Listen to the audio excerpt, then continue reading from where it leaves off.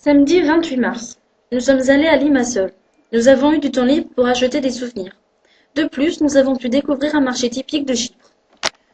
Ensuite, nous avons rencontré Monsieur Armeftis, le conseiller municipal de Limassol pour le tourisme et l'aménagement du territoire. Cet échange fut très enrichissant. En effet, Limassol, située au sud de l'île, est la deuxième plus grande ville de Chypre. Il y a environ 150 000 habitants, dont la majorité est chypriote grecque. En outre, Limassol est une importante destination touristique qui connaît un développement important. En effet, le littoral offre une zone touristique et les autoroutes qui lient le sud avec les autres villes, comme la capitale Nicosie, sont très présents.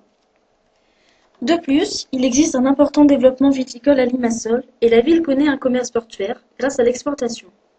La ville de Limassol a de nombreux projets tels que la construction d'un port de pêche et d'une université.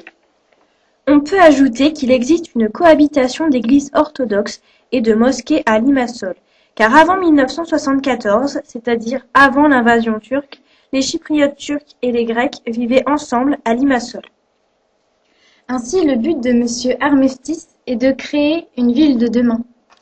En effet, il fournit un investissement important car il a pour objectif de limiter la circulation, de créer des places pour les citoyens avec des activités et de consolider le lien entre la mer et les citoyens grâce à l'élaboration de ports de plaisance.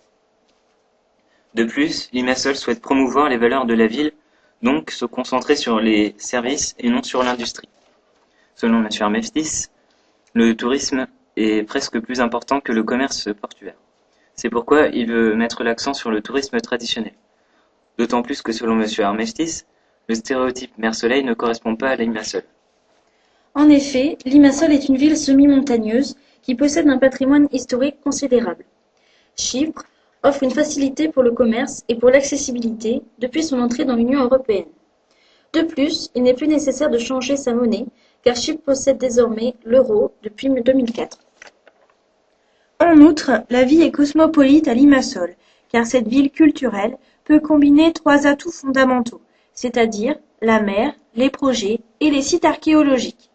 Néanmoins, Limassol et l'île de Chypre rencontrent des problèmes essentiels tels que le contrôle de l'immigration de la partie nord ou l'eau. En effet, l'eau est une ressource rare sur l'île. C'est pourquoi Chypre fait des efforts pour éviter le gaspillage. On envisage le dessalement de l'eau de mer, la construction de barrages et des économies d'eau. Après cette rencontre très agréable, nous sommes allés manger une moussaka. Ce plat typique était délectable.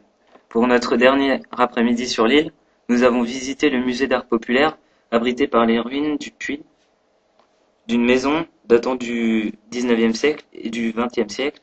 Ceci nous a permis de découvrir le mode de vie traditionnel chypriote. Puis, nous sommes montés à l'Acropole. Il y avait une vue superbe. Puis, nous sommes rentrés à l'hôtel pour notre dernière nuit sur l'île de Chypre.